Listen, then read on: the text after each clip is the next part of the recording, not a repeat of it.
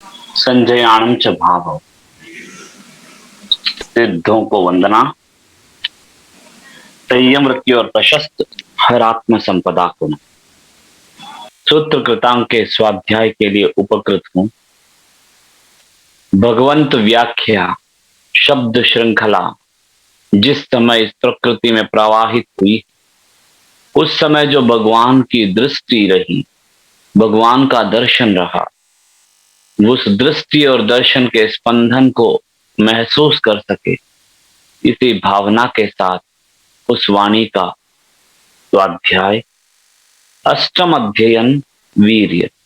वीर्य यानी अंतर की क्षमता।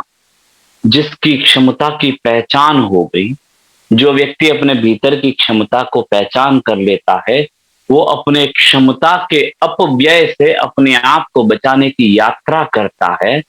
और जो अपने क्षमता के अपव्यय से अपने आप को बचाने की यात्रा पर चलता है, वह यात्री अकर्म वीर्य के रूप में जाना गया। जो अपनी क्षमता की पहचान कर अपने क्षमताओं के अपव्यय से बचाने में चलता है, उसके लक्षणों में वीतराग के अनुरूप चलता है, यानी राग द्वेष से बचकर चलता है। क्योंकि जब जब राग में गया, जब जब द्वेष में गया, अपने क्षमताओं का अपव्यय प्रारंभ हुआ, चलने लग गया, आरंभ समारंभ हुआ। कषाय के बंधन से मुक्त होकर चलने का प्रयास चला, यानी नए रूप से कषाय के बंधन से मुक्त होना और पूर्व के कषाय उदित हुए उसके प्रभाव से मुक्त होकर चलने का प्रयास करता है। क्योंकि क्षमता का अपव्यय मूल रूपेण कषायों के माध्यम से ही होता है। मार्गदर्शन मिलता है कि किस रूप में क्षमता के अपव्यय से बचें, क्योंकि ये सबकी दुविधा है। प्राय ऐसा होता है कि साधक जानता है, साधक करना चाहता है, लेकिन साधक जब करने का समय आता है तब कर नहीं पाता है। जानता हूं, करना चाहता हूं, पर करने के समय पर कर नहीं पाता हूं, इसके लिए भगवंत क्या करूं, यह प्रश्न उठता है। तो उस प्रश्न का समाधान रूप भगवंत की वाणी प्रकट होती है कि सुआख्यात धर्म। सुआख्यात धर्म तीन स्टेजेस से बनती है। एक स्टेज है सुअधीत, सुध्यात, सुतपस्वित, यानी सही रूप से अध्ययन, सही रूप से उस विषय का ध्यान मनन चिंतन, और सही रूप से तपस्या यानी अनुसरण।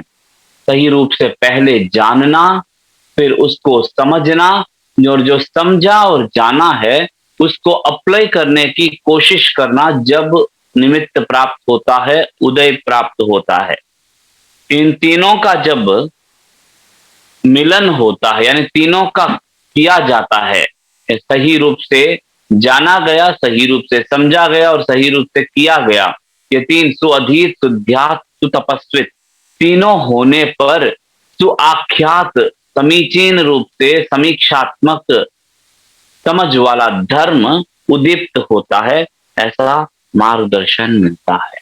और इस मार्ग में अपने वीर्य के अपव्यय से स्वयं की सुरक्षा का एक और मार्गदर्शन प्राप्त होता है। कछुए के भांति, जिस तरह कछुआ दुविधा उत्पन्न होने पर, यानी डेंजरस सिचुएशन आने पर, नुकसान की स्थिति उत्पन्न होने पर अपने आप को संकुचित कर देता है, अपने हाथ पांव और मस्तिष्क को अपने सुरक्षा कवच के भीतर ले जाता है, वैसी सुरक्षा कवच है संयम, वैसी सुरक्षा कवच है सीमा। जैसे एक जीव साधुत्व ले लेता है, साधु बनने के बाद में एक दिन बहुत मन ललचाया कि आज रात को खाने की इच्छा हो रही है, रात्रि में मैं कुछ खा लूं, बहुत मन तड़पड़ाहट करता है। कहा जाता है अनेक कारणों से संयम की सुरक्षा होती है, उसमें लज्जा भी एक कारण बन जाती है।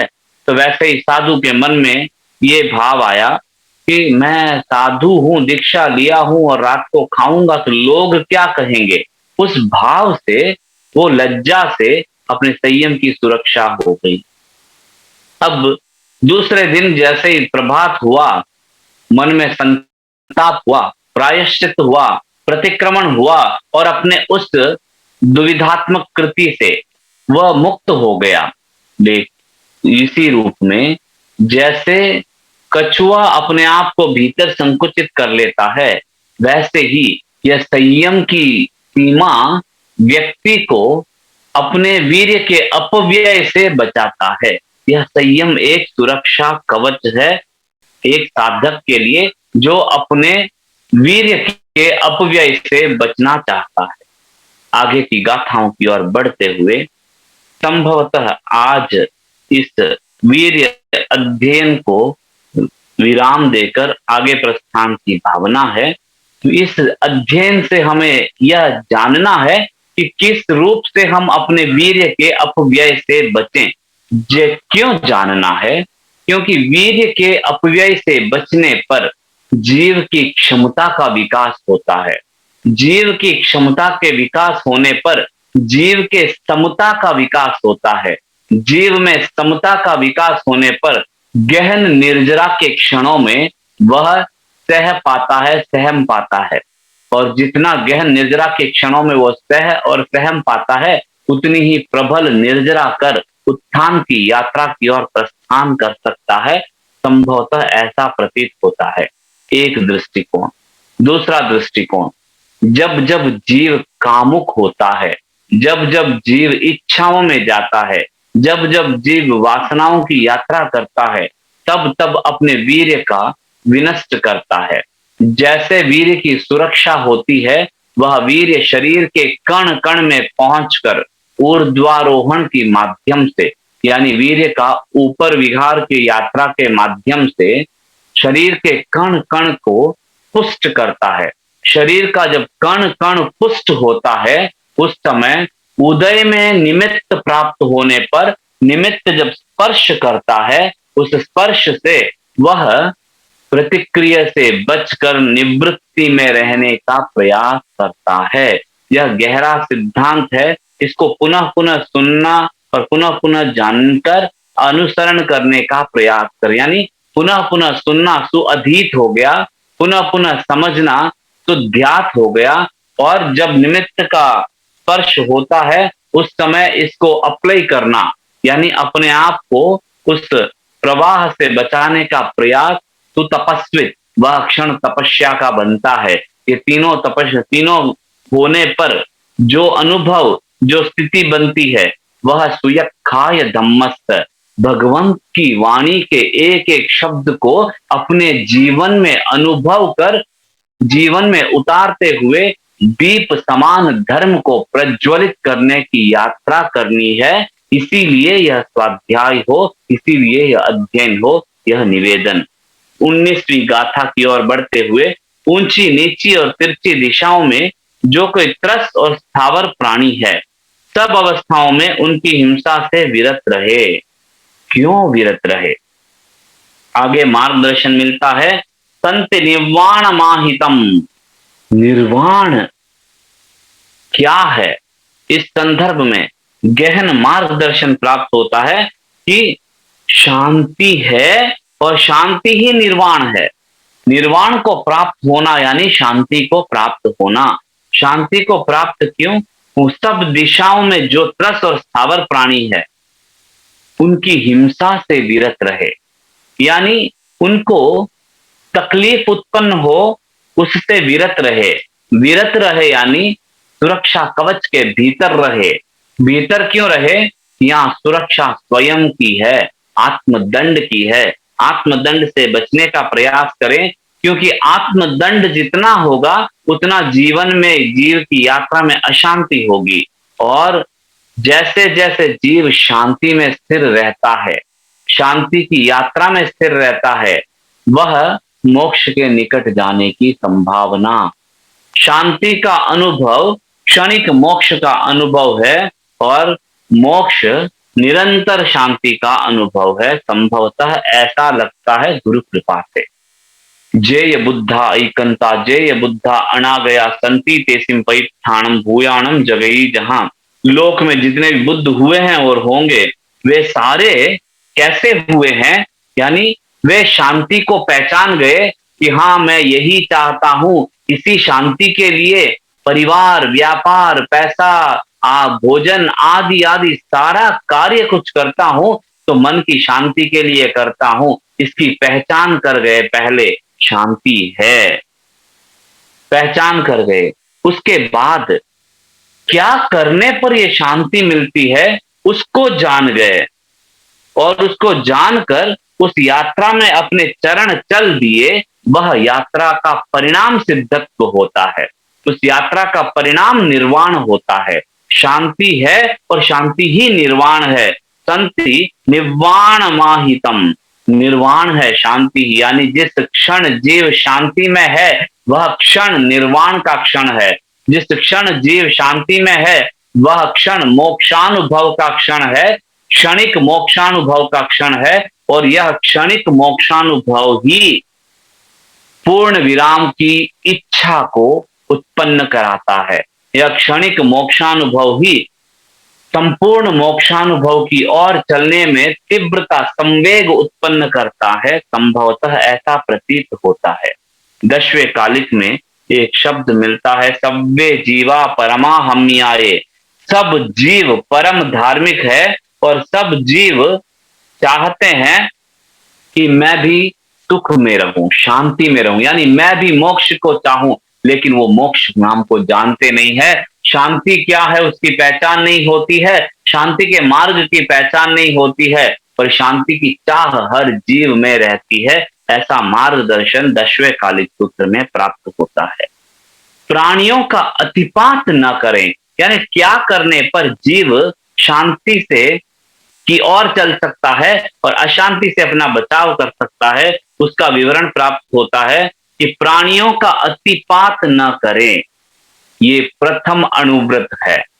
हिंसा अनुव्रत, अहिंसा अनुव्रत दो प्रकार से जाना जाए।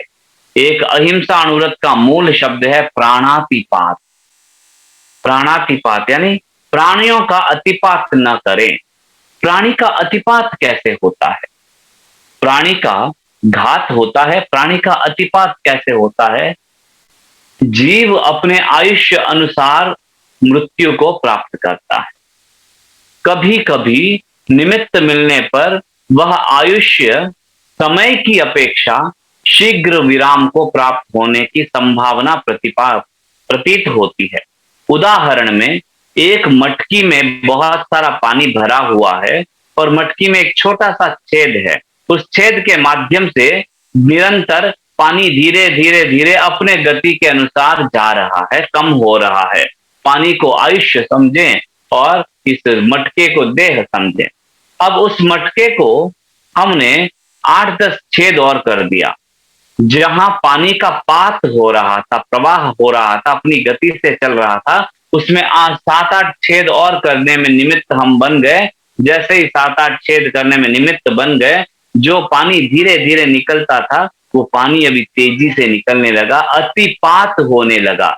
जैसे ही अतिपात हुआ तो जैसे आयुष्य की क्षीणता के साथ प्राण का हरण, प्राण का हनन, प्राण का अंत हो गया, क्योंकि आयुष्य ऋणानुबंध से बंधा हुआ होता है। विषय को ज्यादा विस्तृत न लेते हुए, प्राणियों का अतिपात में हम निमित्त न बने। प्राण के अतिपात में हम निमित्त न बने। प्राण का अतिपात यानी भीतर से प्राण के प्रवाह में हम निमित्त न बने। यह निमित्त द्रव्य की अपेक्षा भावों से न बनने का मूल मार्गदर्शन प्राप्त होता है इस अध्ययन के तीसरे गाथे में। प्रमादम कर्म तत्कर्म माहमसु, पमायम कर्म मा कम माहमसु। प्रमाद ही कर्म है, ऐसा मार्गदर्शन प्राप्त होता है। प्रमाद जहां है वहां कर्म है। अब प्राण का अतिपात न करें, इसका संबंध उस तीसरी गाथा से अगर जोड़ने का प्रयास करें कि हे प्राणी, किसी जीव के प्राण के अतिपात की भावना मन में मत लाना। प्राण के अतिपात की भावना मन में आई, इसका मतलब प्रमाद का प्रवाह चल रहा है। प्राण के अतिपात न करें, अधत्त भी न लें। कैसे न लें? कपट सहित न लें।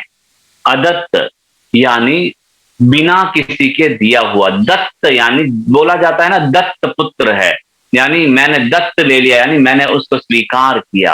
अदत्त यानी बिना आज्ञा के किसी के लेना, स्वामी के शरण में जो वस्तु है उस स्वामी के बिना आज्ञा के लेना अदत्त जैसा है। अपनी साधारण भाषा में उसे एक रूप से चोरी भी कहा जा सकता है।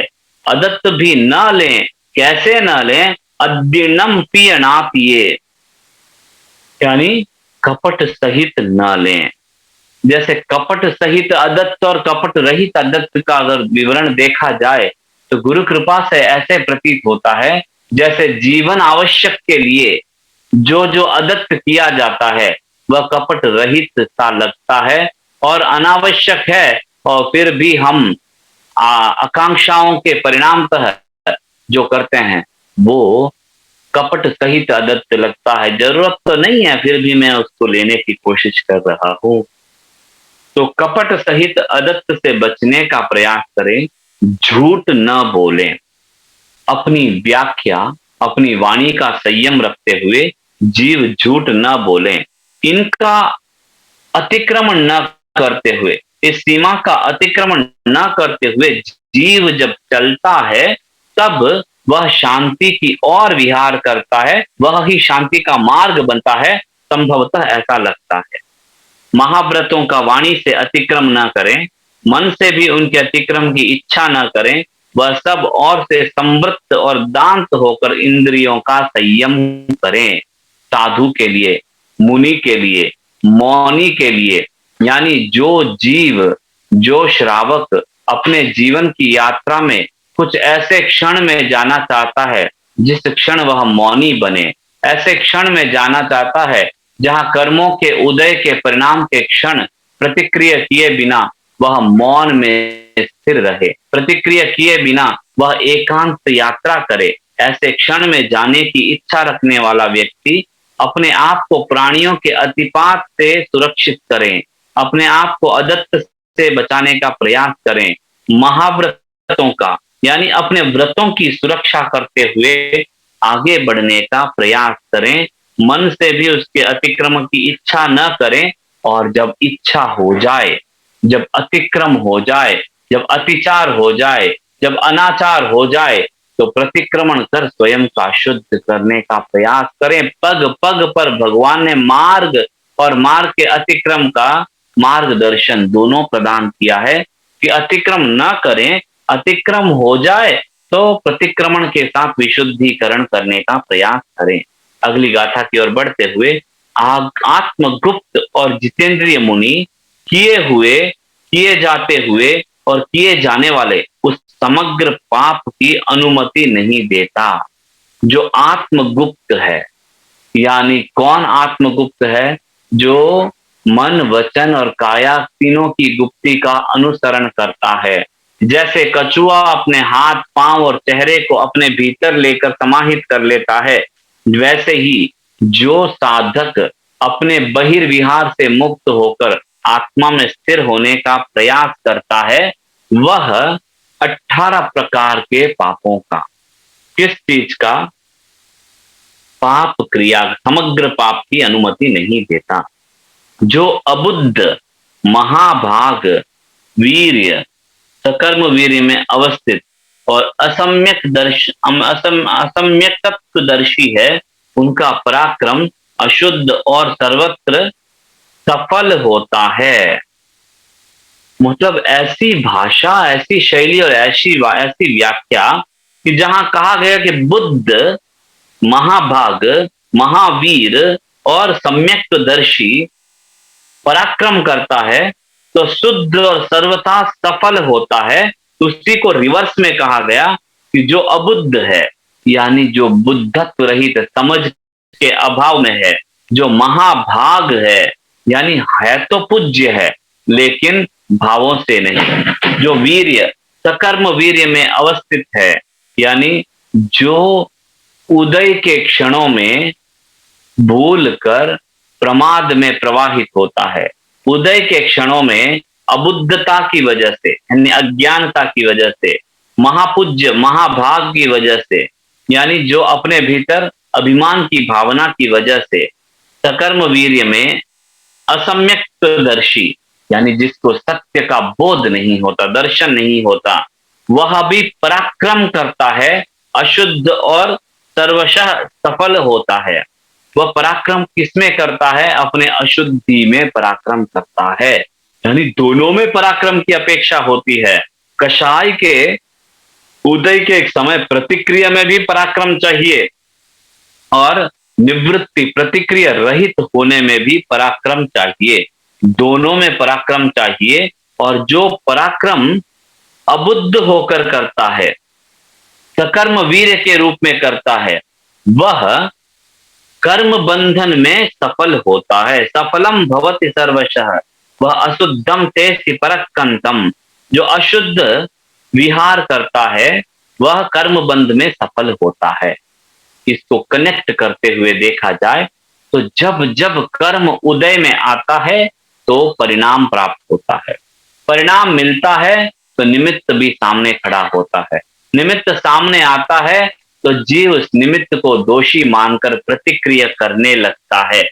यह सिद्धांत को बार बार बताया जाता है कि उदय काल में परिणाम, परिणाम के समय निमित्त, निमित्त के उपस्थिति में निमित्त को दोषी मानना, इस सिद्धांत को अपने भीतर स्थिर करने पर निमित्त की निर्दोषता मन में स्थिर होगी। निमित्त की निर्दोषता मन में स्थिर होने पर स्वतः ही राग द्वेष की भावना कम होने की संभावना है। इसीलिए इस सिद्धांत को बार बार भिन्न भिन्न रूप से बताया जाता है।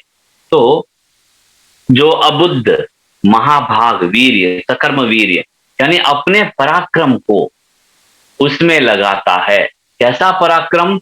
क्रोध आया, क्रोध में प्रतिक्रिया करने के लिए भी एनर्जी को लगाने की जरूरत होती है, बहुत क्षमता की अपेक्षा होती है, बहुत प्रयत्न से चलता है। यानी बहुत एनर्जी का उपयोग करके जीव प्रतिक्रिया करता है, उसमें भी पराक्रम लग रहा है। और प्रतिक्रिया किए बिना रहने में भी पराक्रम लगता है। तो ये वाला पराक्रम, उदय के क्षणों में प्रतिक्रिया वाला पराक्रम कर्म बंधन में सफल कराता है। वहीं पर जो बुद्ध, जो महाभाग, जो वीर, जो सम्यक्त्वदर्शी, उनका पराक्रम शुद्ध और सर्वशः असफल होता है। यह असफलता भी परम उत्तम असफलता है। यानी जो बुद्ध है, बुद्धत्व को प्राप्त है, जो महाभाग है, महापूज्य है, जो वीर वीर है, कैसे वीर? अकर्म वीर्य है। अकर्म वीर्य में अवस्थित, यानी कर्म कुछ कर नहीं रहे, उदय काल में समभाव में स्थिर रह रहे और सम्यक्त्वदर्शी है, यथार्थ को देख रहे हैं, सच्चाई को देखने वाले हैं। ये मेरे कर्मों के उदय का परिणाम है, न कि निमित्त दोष है, दोषी है। उसने मेरे साथ दुर्व्यवहार नहीं किया, ये दुर्व्यवहार मेरे साथ जो हो रहा है मेरे ही कर्मों के उदय का परिणाम है। इसे जो जानता है उसका जो पराक्रम है वह शुद्ध है और कर्म बंध में असफल होता है। उनका तप शुद्ध होता है, जो बड़े कुलों से अभिनिष्क्रमण कर मुनि बनते हैं और दूसरों के द्वारा अपमानित होने पर अपनी श्लाघा नहीं करते, अपने बड़प्पन का परिचय नहीं देते। उनका तप शुद्ध होता है, जो बड़े कुलों से अभिनिष्क्रमण करता है। यह बड़ा कुल कैसा है? महाकुलात।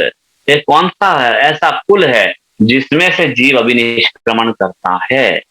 यहाँ बड़ा कुल का तात्पर्य संभवतः गुरु कृपा से जो प्रतीत होता है वह भाव शुद्धि का कुल। जिस कुल में, यानी जिस स्थिति में जीव भाव शुद्धि के साथ, जिस स्थिति में जीव अपने आप को राग द्वेष मुक्ति की ओर अभिनिष्क्रमण करता है, यानी विकास करता है और मुनि बनता है, जिस समय मुनित्व स्वीकरण कर रहा है, वह पांचवें गुणस्थान से छठे गुणस्थान को प्रवेश करने के लिए सीधे छलांग सातवें पर करता है और सातवें से पुनः छठे में आता है। तो यह सातवें की जो छलांग है वह छलांग की यात्रा, यानी एक परम विशुद्ध श्रावक, एक परम शुद्ध दर्शन वाला श्रावक, ये जिसको शुद्ध दर्शन प्राप्त हुआ वह शुद्ध कुल से अभिनिष्क्रमण कर रहा।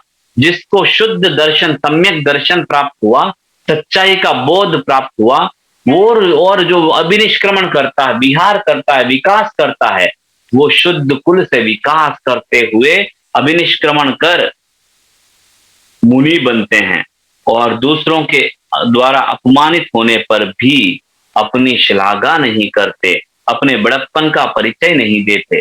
क्यों?